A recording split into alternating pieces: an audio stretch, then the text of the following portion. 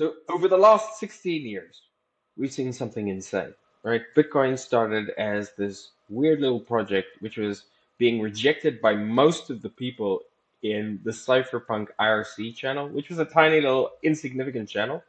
And in just 16 years, it has gone to be the first new digital asset, the first new asset class of the digital age, worth trillions of dollars, now being utilized by the largest corporations in the world as a reserve currency, being adopted by governments, being adopted by traditional finance. It has truly gone mainstream. And the value accrual has been insane. On the other hand, we have crypto. And crypto is struggling a little bit. Crypto, which has promised to build the application layer around Bitcoin, right? Around digital assets. We've been promised this digital financial world with digital services and decentralized applications. Basically, we've got the money. We're supposed to have a decentralized economy around it. That's been struggling. In fact, it's been struggling so much that Ethereum is hitting all-time lows against BTC, that the use cases that we are seeing succeed are basically all gambling, casino, speculation. And this has created a sense of nihilism, a sense of we are just simply not succeeding, a trough of disillusionment, which has pushed people into things like meme coins, believing that, what difference does it make? Like, none of this stuff is real. The only thing that matters are the assets. And the only way I'm going to increase my bags is by betting on these highly speculative assets, because ultimately what I want to do is I want to increase the amount of BTC that I own. So why has this happened? Right? Why has the monetary layer succeeded beyond any expectation? And at the same time, the application layer sort of faltering. And different people point to different reasons, right? We've seen a massive fragmentation in the space, right? Ethereum plus thousands of other chains. Then Ethereum itself fragmenting into hundreds of chains. Most of the activity moving into rollups. So that's one problem. Related to that problem, we have a massive UX problem. Crypto might be the only industry where the UI and the UX actually are getting worse and worse and worse. And it's because the fragmentation is creating so much complexity for users and for developers that we are seeing no standardization. And that fragmentation has also impacted the developers and the user base and the liquidity, which is being fragmented. Another reason is that these systems all have different security properties. There's no standardization of the security. And there's sort of like this PvP where we are now so confused by the large number of sort of security assurances that people are suggesting that people have almost just given up on even trying to discern. So, people trust Bitcoin, but everything else, who knows, right? Is Ethereum secure? I don't know. It forks all the time. Is Solana secure? I don't know. It sort of goes down all the time. And those are the big players. And in addition to all of that, and actually because of all of that, we've also seen the most important, the biggest, the most accepted asset in the space become this stranded asset. BTC is an island. Basically, the only thing you can do with it is hodl it or sell it. And as a result, it's become this massive multi-trillion-dollar stranded asset that is not being put to use. And so that's not driving economic value in the space either. And so for all of these reasons, we've seen the asset BTC do extremely well. Everything else is sort of in a constant turmoil of constant competition, a froth of speculation and confusion and fragmentation. Now, actually, none of this is surprising. This is exactly the playbook that every single digital computer paradigm, every single sort of wave of computation we've ever had has actually experienced exactly this, with one big difference that I'll come to in a moment. But let's talk about the history. Let's talk about the examples, right? The very first example of this was mainframes, giant sort of warehouse-sized computers that every single one of them had to be programmed in a different way. The programming initially even started out, you had to put in these punch cards, and uh, trying to use them was a nightmare. And as they proliferated, the number of ways that you were supposed to try and use these machines just got more and more confusing, more and more fragmented, until IBM came out with IBM 360, introduced an operating system. And this became one of the reasons that IBM was as dominant back in its heyday as sort of Microsoft or Google are dominant today.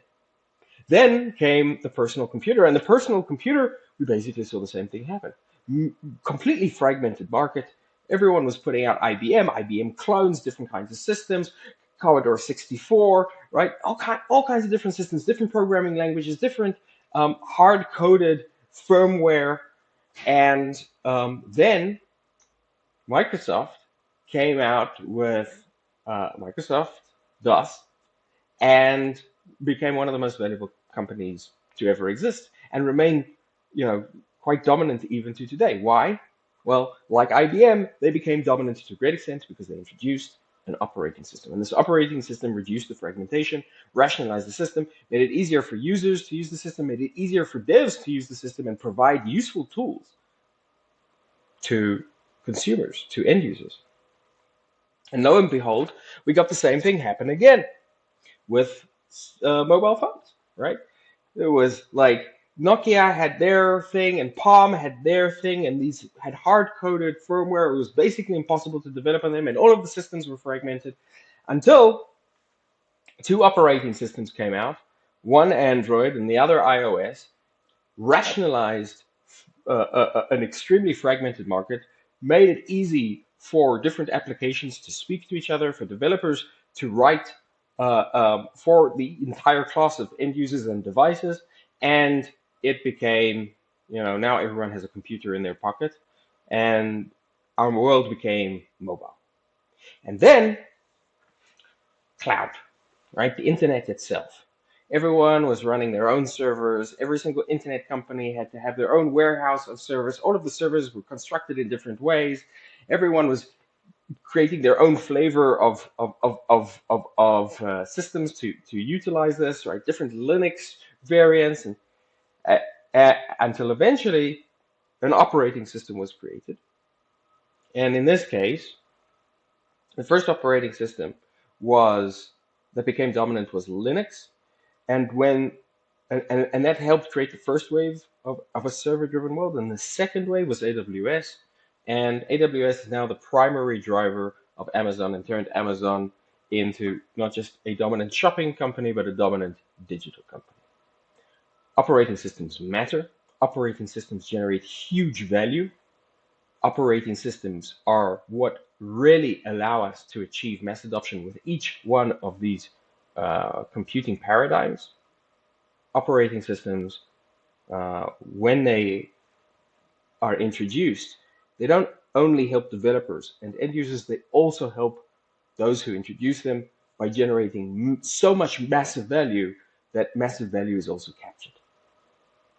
And yet, weirdly, has anyone ever said anything in crypto about our need for an operating system? I mean, the need is so obvious.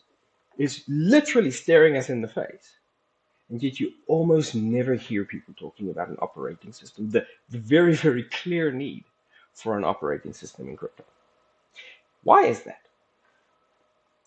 Well, I would say that there are basically two reasons, and they're basically two sides of the same coin. Number one of the coin is people are trying to sell you a chain.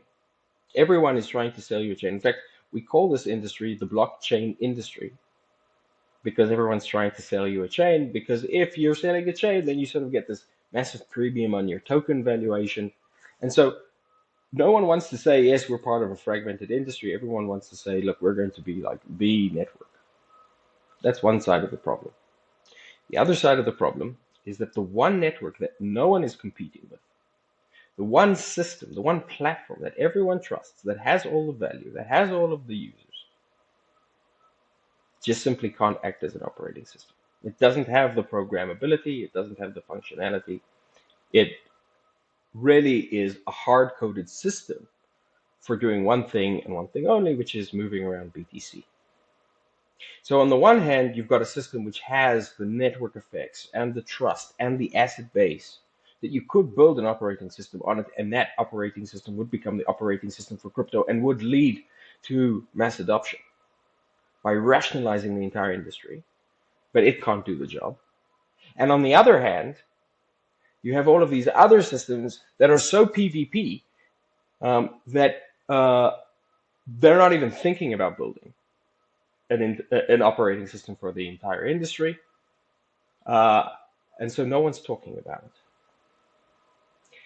And that is why I think we're at an extremely exciting junction for crypto. All of the pieces are lining up for us to see, in the same way that we've seen sort of massive asset growth over the last 16 years, over the next 16 years, we're going to basically see the completion of this program. And over the next few years, that is going to get kicked off by us finally having the operating system that we never knew we needed, but always needed. And that's because Bitcoin finally has the additional computational functionality to begin acting as an operating system that can unify crypto into a single economy, into a single internet of value, that can provide an anchor of security that provides uniform security across the system. To provide Bitcoin will finally be able to provide the interoperability that allows developers to develop systems once and propagate them, basically serve the entire user base of this new internet of value. And users will finally be able to utilize a system which they can trust, which is integrated with everyone else. And so through Metcalfe's law, just has massive and ever increasing value, and have the easy, simple UX experience that they need, because the system has been rationalized. All right, so why are we at this moment? We're at this moment because just 6 months ago, for the first time ever, Bitcoin OS managed to verify zero-knowledge proofs in Bitcoin. And on top of this, we are building the first true operating system for crypto. Right? And what does that mean? It means that we're now able to take any kind of external compute, right, which is, different applications, different chains, different apps, different smart contracts, built in different languages, and anchor them to Bitcoin. Use Bitcoin as the security and transaction and settlement anchor for all of them, for all of these different chains, for all of these different rollups, for all of these different languages, and for all of these sort of individual apps even built directly on Bitcoin, right? And so we can now take external compute, prove it, verify it, execute it on Bitcoin by communicating through these ZK proofs. And we can go beyond that. The purpose of an operating system is to provide developers with the ability to build different applications, and for these applications to be able to benefit from basically the CPU and uniform security of a central system, while at the same time communicating with other applications so that the applications all feel like they're working on one holistic system, right? When you use your iPhone or you use your personal computer, it doesn't feel like thousands of disjointed programming languages and pieces of software. It feels like a single system where all of these different pieces of software talk to each other. When you open up your Uber app, you are using the processing power on your phone, and at the same time, you're using the maps from Google Maps, and you're using, the credit card from your wallet app. It's all integrated. It feels like it's integrated into a single application, but these are actually multiple different applications with interoperability, or what we in crypto typically call composability. Okay, so Bitcoin OS is building out the system, which allows these applications through Bitcoin to have uniform UX, uniform security, uniform interoperability, and for developers to be able to develop in whatever language they prefer, and yet have it be able to speak with all of these different systems. This is an operating system, not just for Bitcoin, not just bringing programmability to Bitcoin, but effectively through Bitcoin, because only Bitcoin has the heft to act as the anchor for the entire space. It is turning all of crypto into an internet of value anchored by Bitcoin. And that is a paradigmatic shift in how we think, not just about Bitcoin or about crypto, but how we think about our current computing paradigm, about how we think about finance, about how we think about verifiable compute. With a true decentralized operating system for the world, we don't only get a decentralized financial system, but we also get a new way for people to provide, to start using verifiable computation which is proven on a blockchain, right? Computation which is incorruptible, computation which isn't centralized and therefore manipulable. We get all of that as the next big computing paradigm. And this could not be happening at a more important time, because we're about to introduce the most important applications, in fact, the most important tools humanity has ever created, and that is artificial intelligence. And artificial intelligence can go one of two ways. One way is you will have a small number of centralized and non-interoperable systems, and they basically control all of the intelligence. And you are merely a consumer of that intelligence, suckling at the teat at whatever price is determined by those owners of the intelligence and the market. And the other way is that we see these AIs operating transparently, their computations being performed in a verifiable way. You can understand whether or not this intelligence that you're going to become increasingly reliant on, and that your children and you probably will hear as, the most frequent voice in your head, maybe even more frequent than your own voice. You'll be able to tell, or at least enough people will be able to analyze, audit, and tell whether or not these systems are being biased or manipulated, because they will be transparent and open. Now, we would like that. I think everyone would like version 2.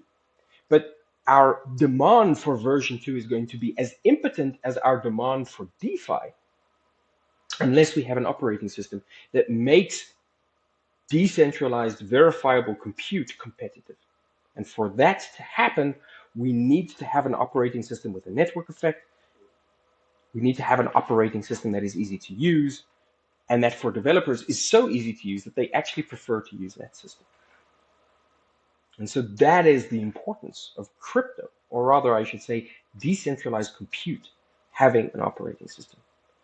And that is why Bitcoin OS is building this operating system on Bitcoin.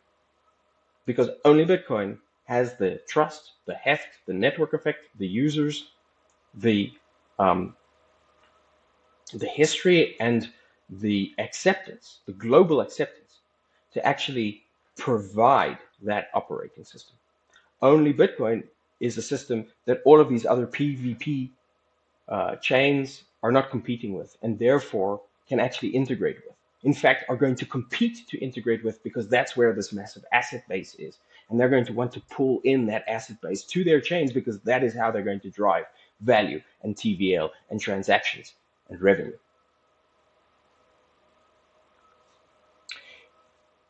So we're at a really interesting time.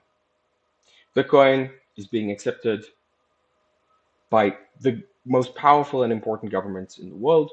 the most important financial institutions in the world, it is now trusted by and by all sorts of people, from you know conspiracy theorists living in their mother's basements to the people that they have conspiracy theories about.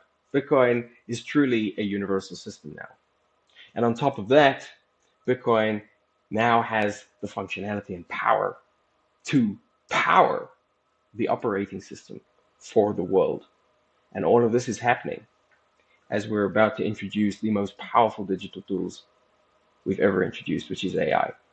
It's all coming together now.